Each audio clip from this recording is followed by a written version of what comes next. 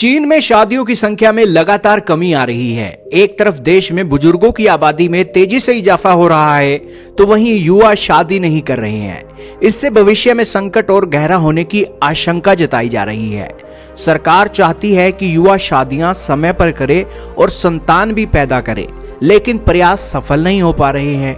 दुनिया की दूसरी सबसे बड़ी अर्थव्यवस्था के लिए यह बड़ी परेशानी बना हुआ है। आपको बता दें कि वर्ष 2024 में चीन में 61 लाख शादियां हुई थी, जबकि 2023 में यह आंकड़ा 77 लाख का था। 1986 में चीन के शादियों का सार्वजनिक पंजीकरण शुरू हुआ था, तब से अब तक यह सबसे कम आंकड़ा है। यही नहीं, 2013 में जब सबसे ज्यादा शादियां हुई थी, तब के मुकाबले यह नंबर आधा ही है। जन्म दर की कमी से जूझ रहे चीन के लिए यह एक उम्मीद है कि लोग ज्यादा से ज्यादा शादियां करें और संतान उत्पन्न करें। सरकार इसके लिए लोगों को प्रोत्साहित कर रही है, लेकिन कुछ साल पहले तक वन चाइल्ड पॉलिसी अपनाने वाला चीन अब एकदम से आबादी भी नहीं बढ़ा पा रहा है। चीन में बच्चे पैदा करने के लिए यह जरूरी है कि माता और पिता की शादी का रजिस्ट्रेशन हुआ हो। हालांकि अब सरकार जटिलता भी खत्म करने की तैयारी में है। इसी के तहत कई राज्यों में तो शादी के रजिस्ट्रेशन का नियम भी खत्म किया गया है। ऐसा इसलिए किया गया है ताकि शादी न करने वाले युवा भी बच्चे पैदा कर सके। इसके अलावा सिंगल पेरेंट्स यदि बच्चे को गोद लेना चाहे तो उन्हें भी परेशानी ना हो। ब्लूमबर्ग की एक रिपोर्ट में कहा गया है कि चीन में शादियों की संख्या कम हो रही है। युवाओं के बीच सरकार की अपील का कोई असर नहीं हो रहा है।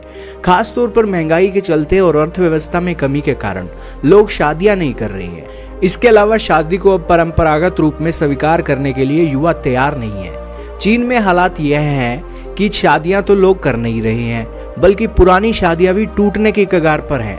2014 में 26 लाख कपल्स ने तलाक यानी कि डाइवोर्स ले लिया। यह आंकड़ा 2023 के मुकाबले 1% ज्यादा है।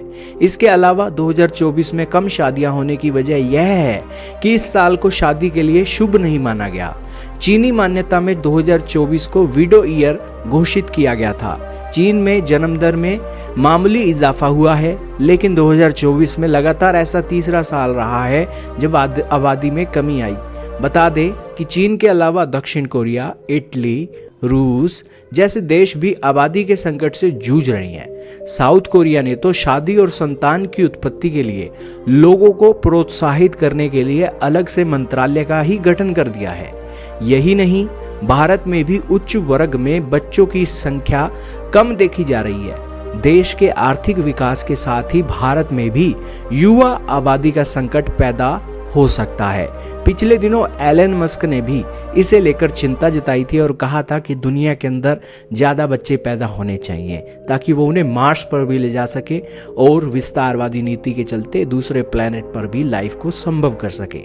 आज के समय में दूसरे के प्लेनेट के ऊपर कॉलोनी बसाकर लाइफ चलाना ये एक रियलिटी बनने के काफी करीब है, लेकिन बच्चे पैदा करना इसकी संख्या लगातार कम होती जा रही है चीन में।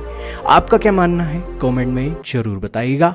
ऐसी और वीडियो के लिए चैनल को सब्सक्राइब कीजिएगा, क्योंकि हमारे चैनल पर आपको खबरें विस्तार से और बड़े प्यार से मिलती हैं।